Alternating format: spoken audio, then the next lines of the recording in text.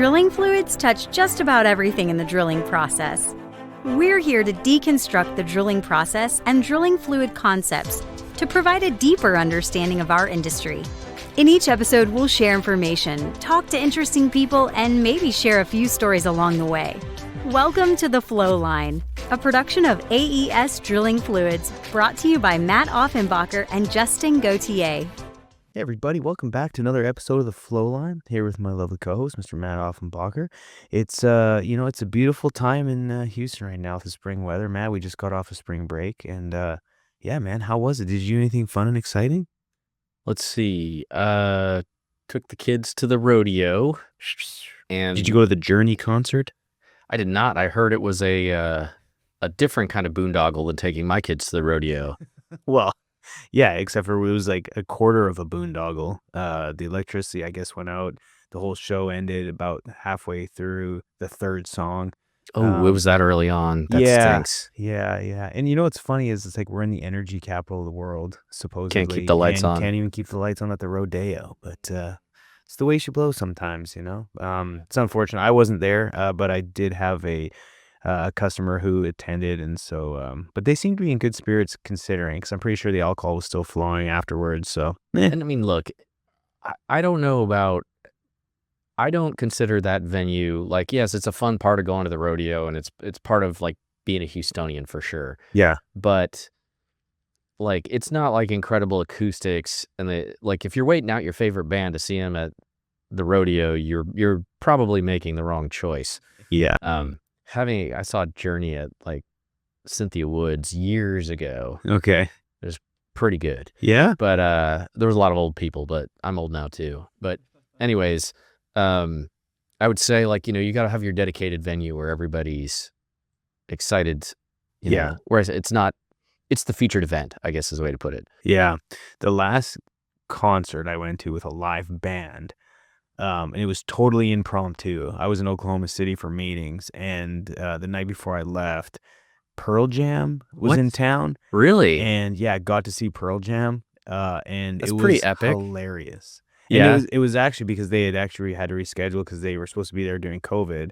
Got canceled, rescheduled. I just so happened to be staying at the Omni, which is right across from there. Yeah. And I took it. Me and another gentleman, Chance Gailey, were there for meetings, and we're in an Uber, and they're like, "Oh, so you're here for the Pearl Jam concert?" And we were like, "What?" Or, "No, but tell us more." And then next thing you know, we ended up going with a customer just for fun, and it was hilarious. We didn't stay the whole time, but the people watching, I mean, the amount of folks that were, maybe a decade or so older than us wearing Pearl Jam gear, just rocking out, was it was hilarious. It's not something I would have ever otherwise spent money on, but it just, in the moment, we were just like, why not? Yeah. So, but yeah, that was a pretty good time. Excellent. Are you a Pearl Jam guy?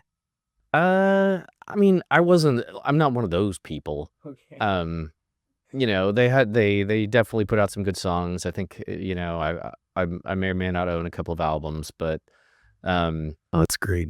but I had those friends who were like way, way into them, and it was like, okay, I like them, but I can't talk to you about them. Right. So anyways, They made an impact in American culture, I feel, at some point. no So, doubt.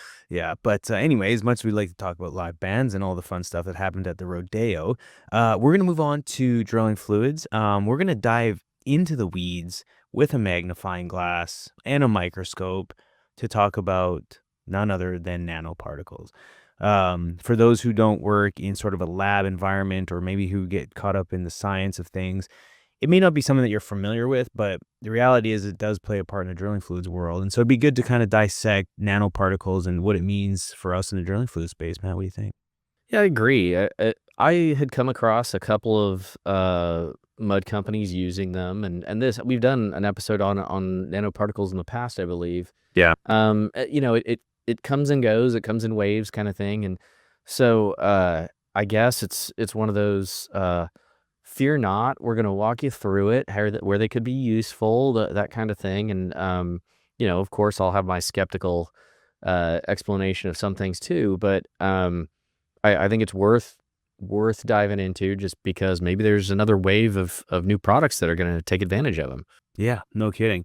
So to get things started, obviously it's important to understand the definition of what is a nanoparticle.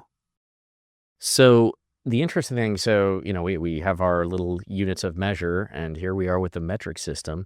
Um, but like a micron, which a lot of people are familiar with, 10 to the minus 6 meters, right? So a tiny fraction of a meter, micrometer. Très petite, as we would say Yes. back home. And then um, 10 to the minus 9 is 1 nanometer, right? So it's 1,000 times smaller than 1 micron.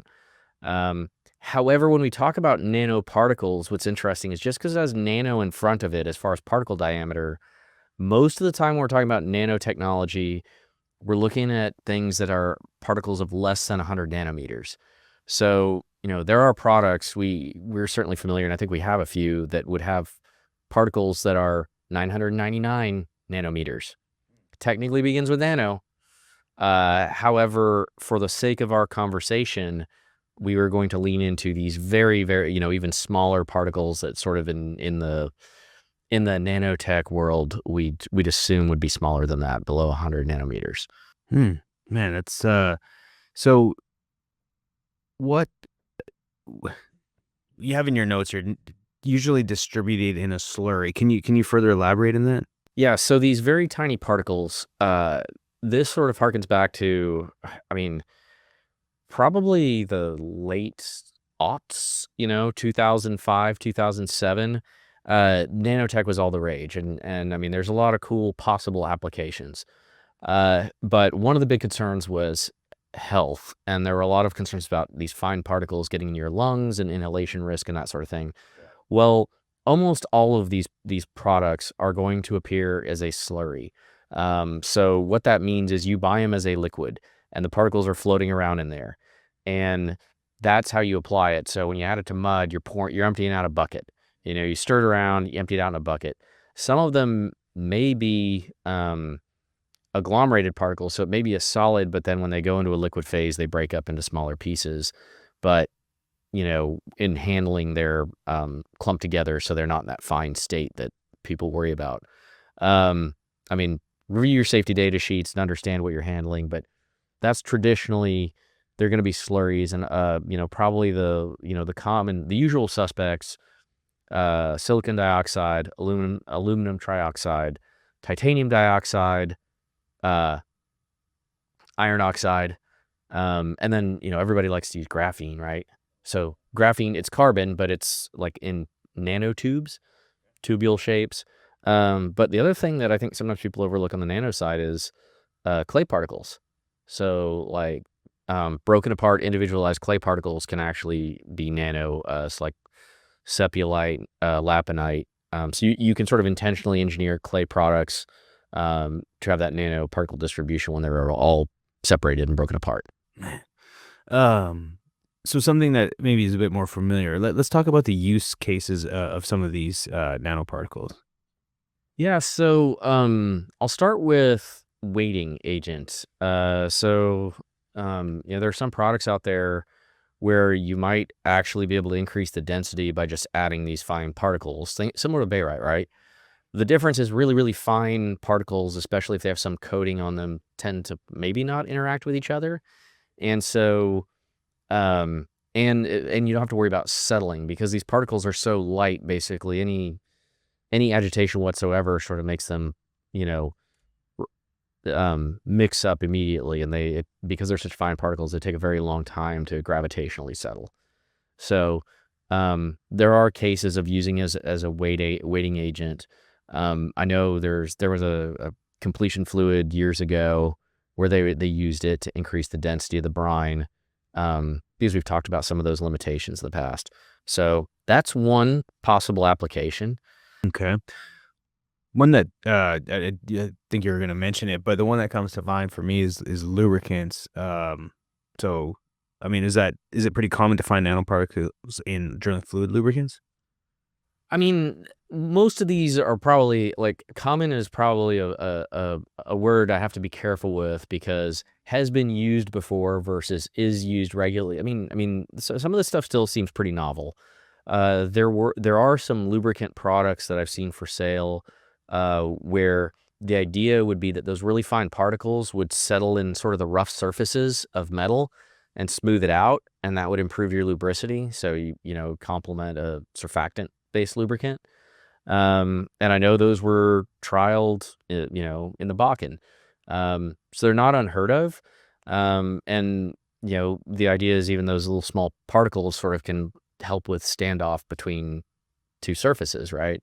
But on a very, very tiny level, I think, I could see it either way where, we've looked at some of these products and they didn't do what we'd hoped, but, it may be that they're so small that they don't create and they're not big enough to actually keep those surfaces separate. But, lubricant applications certainly has been done and trialed before. And the cool thing with that is if you can make that work, those really small particles, guess what? They don't separate out at the shakers, Right. right? So you can keep that stuff in there. Gotcha. What about talk about the filtration control, because I feel like there's a pretty good application there, or leading my mind anyway. No, I think you're bang on. I think this is probably the best possible application.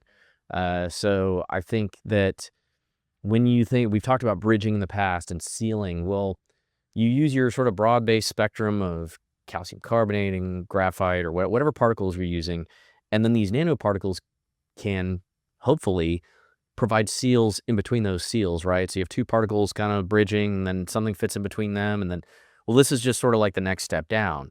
And so it should help consolidate the filter cake, a bit. I would say that some of the cool things, I could imagine if you are in a supercritical well where you're doing a bunch of logging, high pressure, high temperature, and you need tight fluid loss, you don't want to get stuck, you're under very high overbalance. This stuff could be a great sealing supplement to everything else you're doing to keep your fluid loss, low. So I think there's a place for for that stuff. The only caution I would give is, I have seen in the past where, because the particle size distribution is somewhat more homogeneous of these particles, if they don't provide that seal, they actually form this kind of, I've seen them form this kind of like gel on top of the filter cake and actually make it kind of like thicker and nastier. And I assume it's just because it continues to leak off. And now you're getting sort of this fluff that I would worry you could get stuck or it could create other issues. Sure.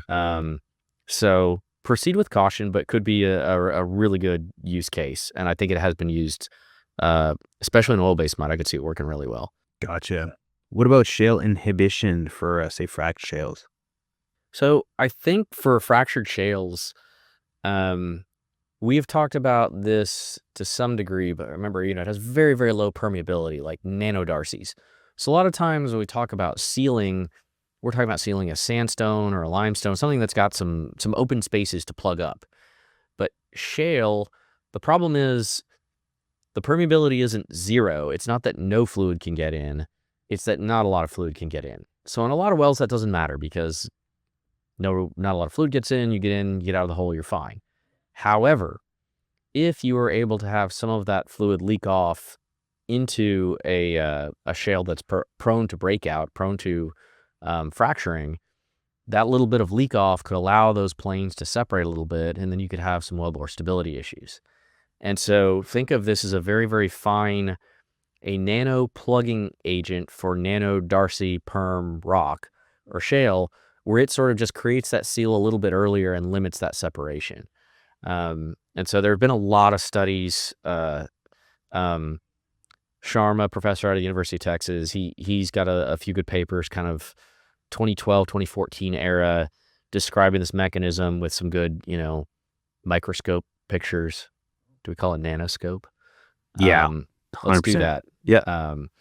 And a big thing about that too is trying to control your spurt loss. I mean, when we've talked about fluid loss, you have sort of the fluid that shoots out before you form a seal, and then you have, like, once it's sort of plugged up, how it looks. And that initial spurt of fluid is normally what you're watching for interaction with the formation. So very fine particles lower that. You'd be amazed at what you can do with just some fine calcium carbonate. A lot of people, leave that out, and I would say, it can be a pretty handy thing.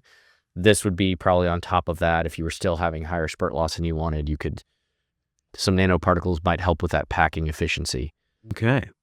Uh, what about, I mean, was there anything else um, that you could use nanoparticles in? I mean, off the top of my head, I can't think of any, but I mean, there are these other sort of offset observations people make. So a weird thing with nanoparticles, because they sort of, they're sort of operating in their own universe in some ways. They can actually stick to and interact with other mud additives and make them more thermally stable.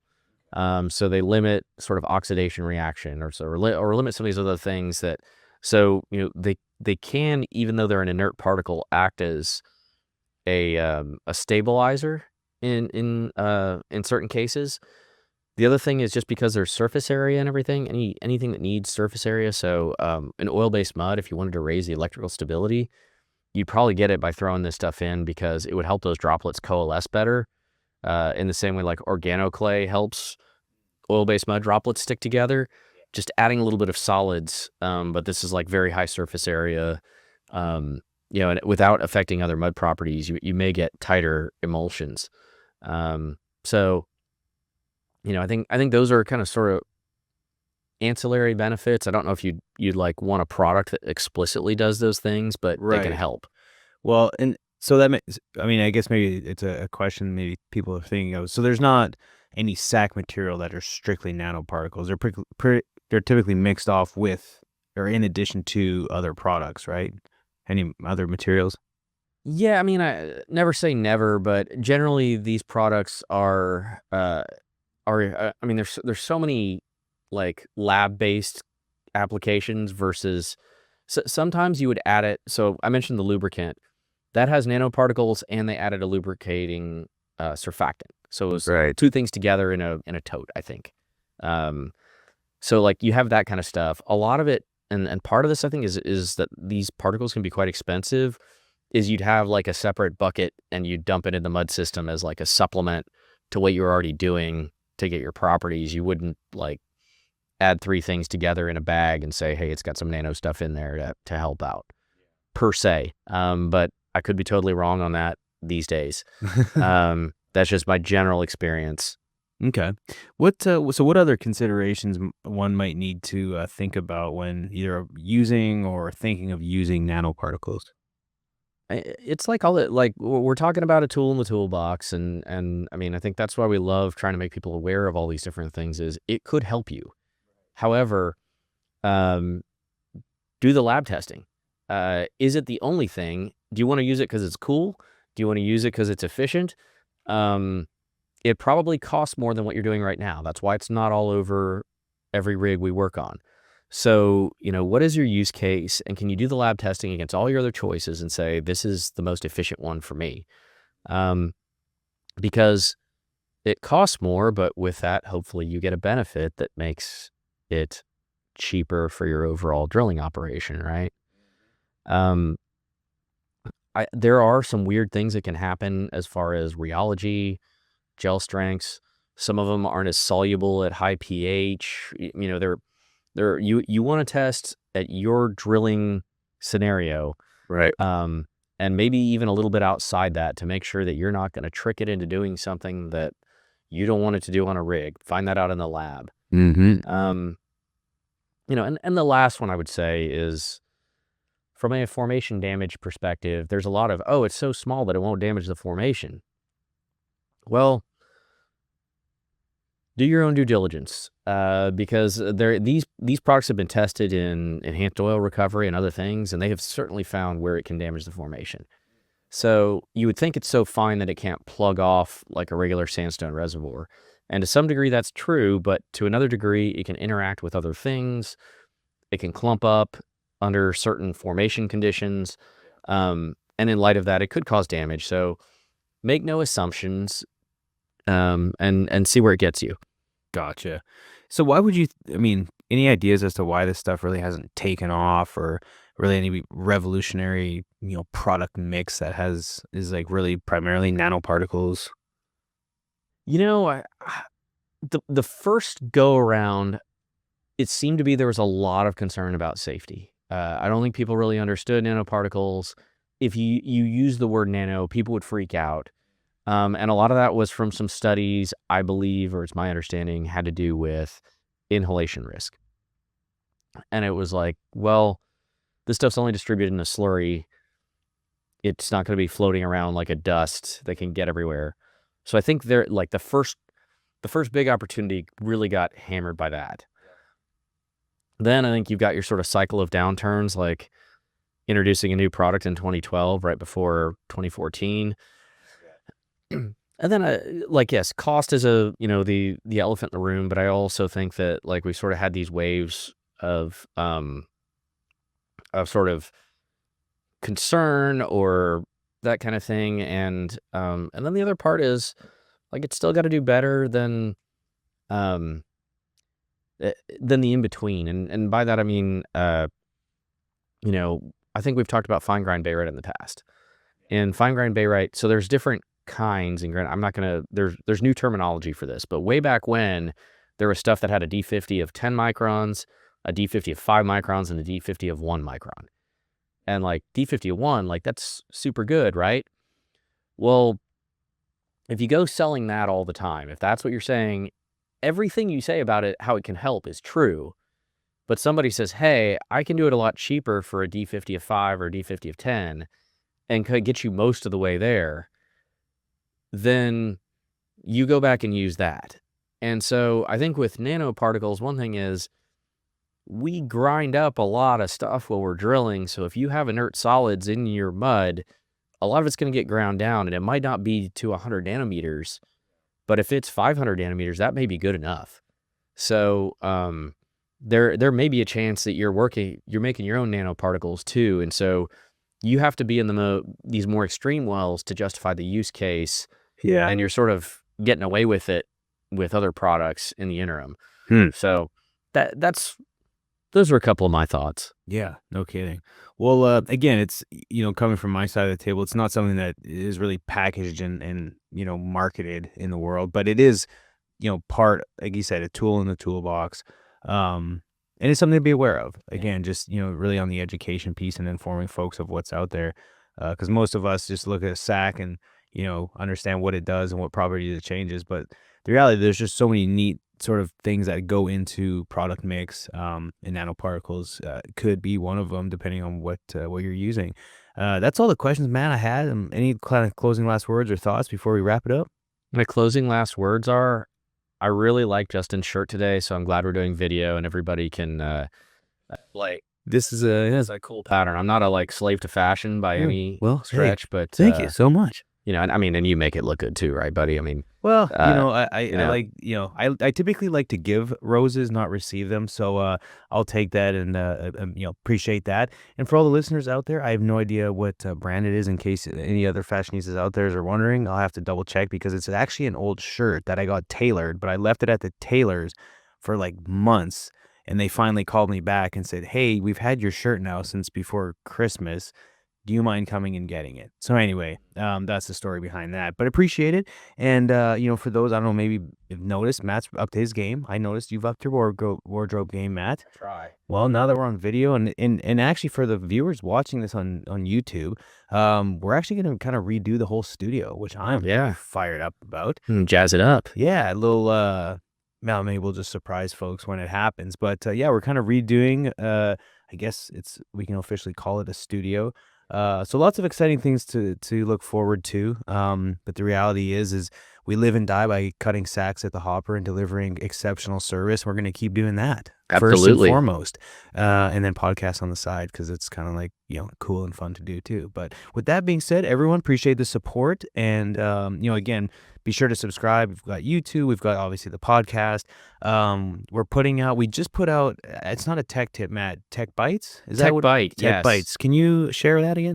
So we've learned, as everyone's attention span shortens, that one great thing we can do is actually take some things that we've made as like these full tech tips that might be 3 or 4 minutes and make them real, just to the point, short, sweet, and jazz them up a little bit. So the marketing guys have sort of made it a little more concise, and dolled it up. And so like, yeah, we have a tech bite Yeah. that just came out on viscosity, and it's a good summary of rheology and No, it everything you is. want to know. It's great.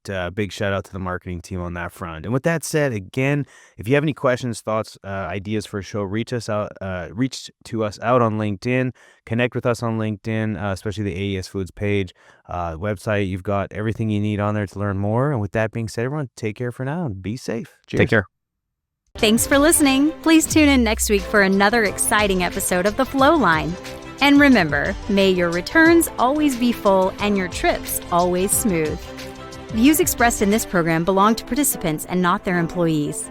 The program is for informational purposes only and cannot take the place of seeking professional advice. Copyright AES Drilling Fluids.